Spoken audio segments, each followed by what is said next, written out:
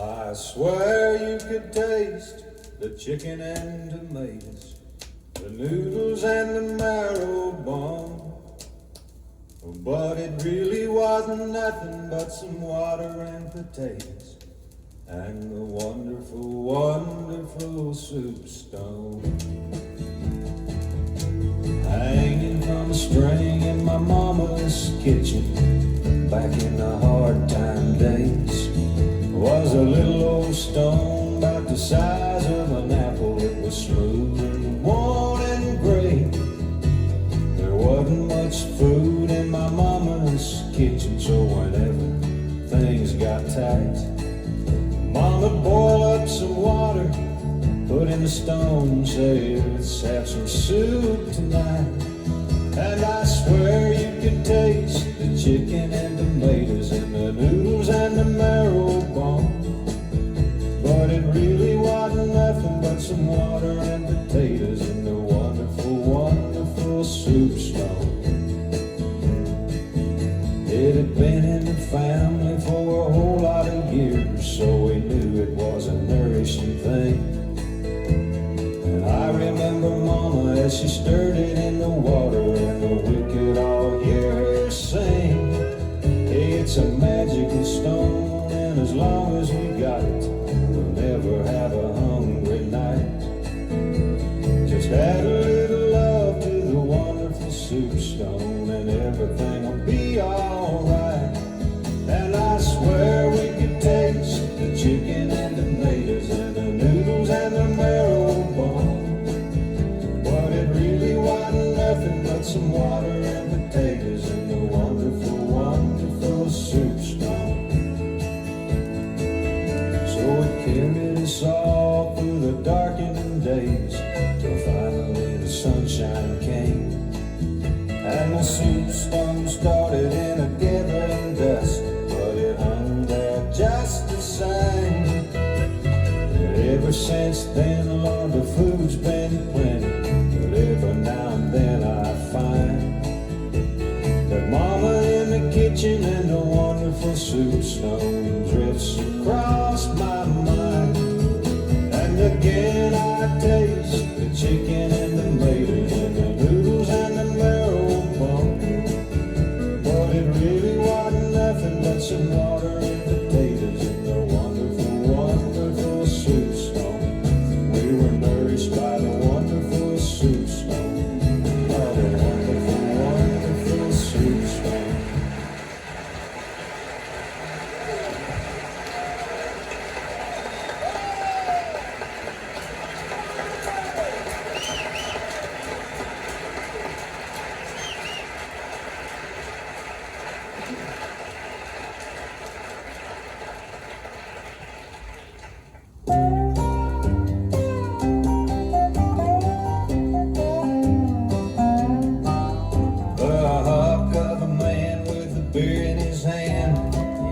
Like a drunk old fool, and I knew if I hit him right, well, I could knock him off of that stool. But everybody, they said, watch out, hey, that's Tiger Man McCool. He's had a whole lot of fights, and he's always come out winner. Yeah, he's a winner. But I had myself about 5 too many, and I walked up tall and proud. I faced his back, and I faced the fact that he had never stooped or bowed. I said, Tiger Man, you're a pussycat, and a hush fell on the crowd. I said, let's you and me go outside and see who's a winner. Well, he gripped the bar with one big hairy hand and he braced against the wall. I slowly looked up from his beard, my God, that man was tall. He said, boy, I see you're a scrapper, so just before you fall, I'm gonna tell you just a little about what it means to be a winner. He said, now you see these bright white smiling teeth, you know they ain't my own. My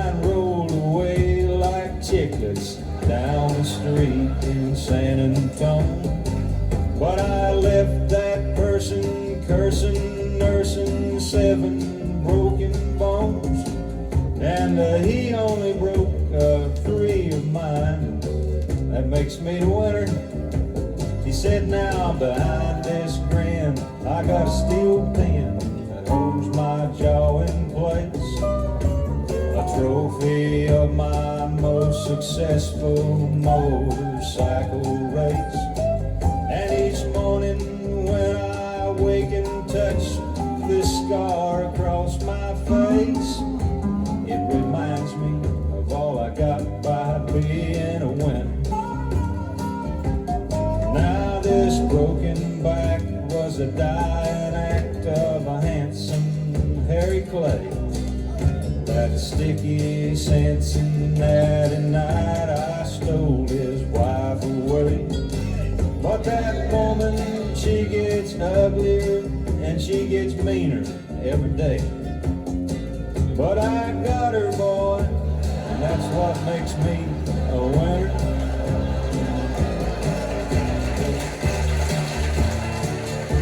He said that you gotta speak loud when you challenge me, son, 'cause it's hard for me to hear with this twisted neck and these migraine pains and this big old cauliflower ear.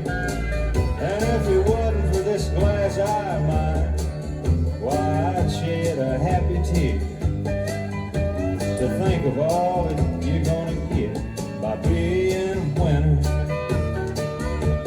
I got arthritic elbows, boy, I got dislocated knees from picking fights with thunderstorms and charging in the trees.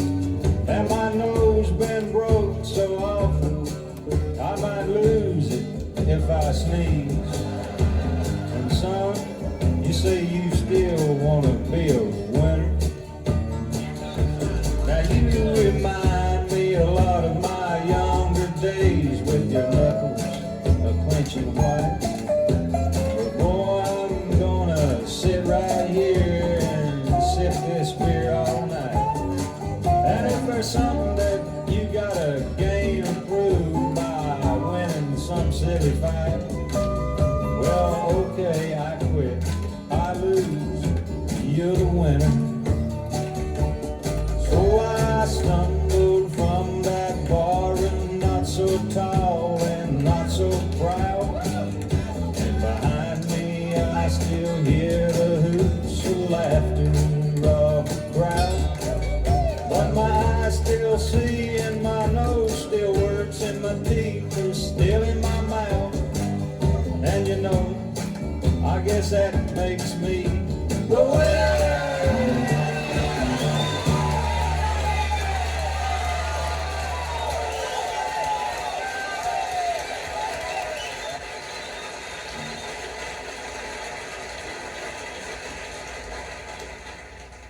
You know, everything that's ever been written about the Civil War, they wrote about brother fighting brother and father fighting son, and nobody has ever really written a song about the ones that stayed behind, you know, like the women that lost their men. And that's what this is about.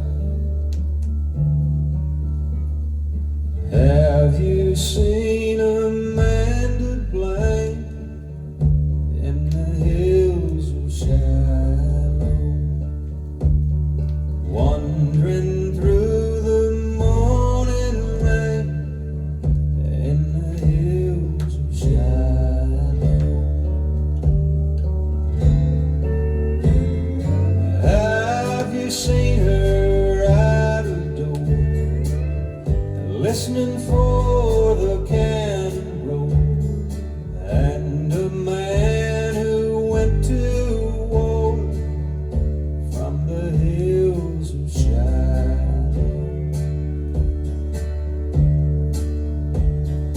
Have you heard her mournful cries in the hills of Shiloh?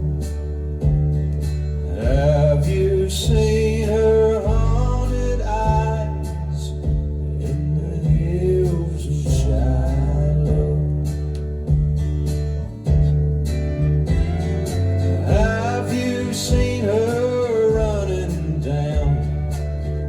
searching through the sleepy town in her yellow wedding gown in the hills of Shiloh.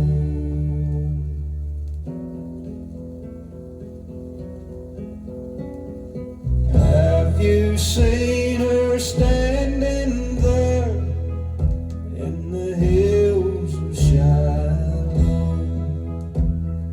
Wind a-blowing through her hair in the hills of Shiloh.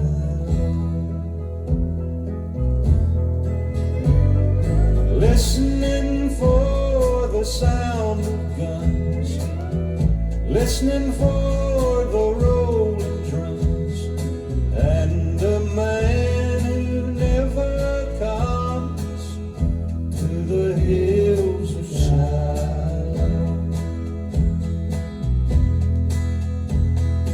Have you heard him land to sing in the hills of Shiloh, whispering to her wedding ring in the hills of Shiloh?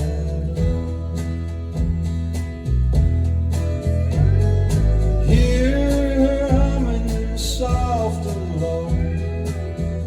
Oh, Amanda doesn't know 'twas ended 40 years ago in the hills of Shiloh.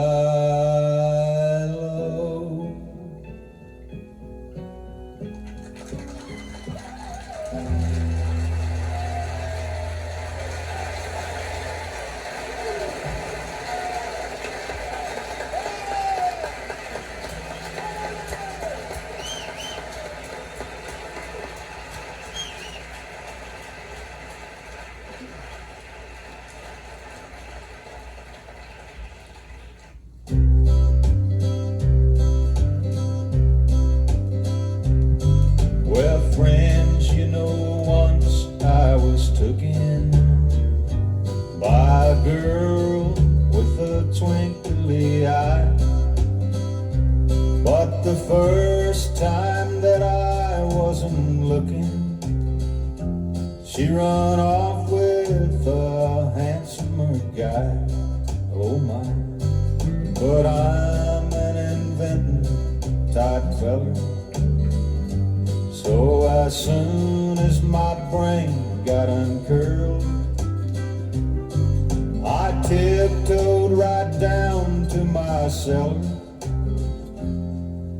and built a mechanical girl.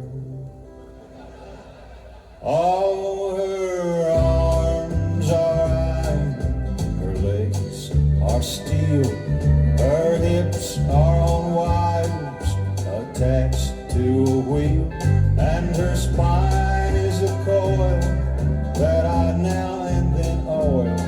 She's my ever-loving machine.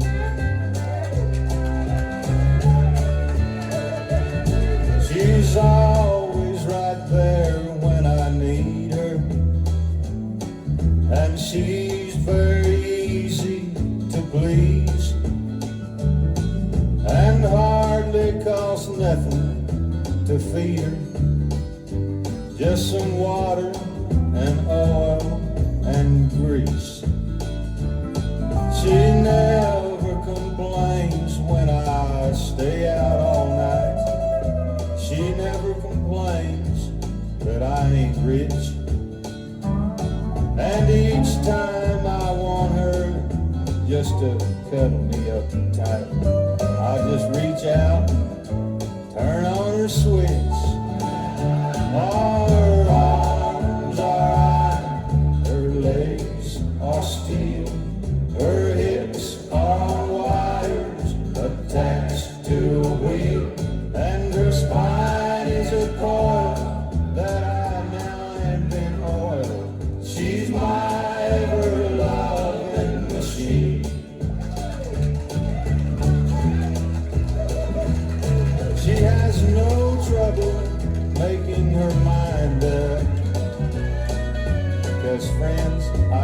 not your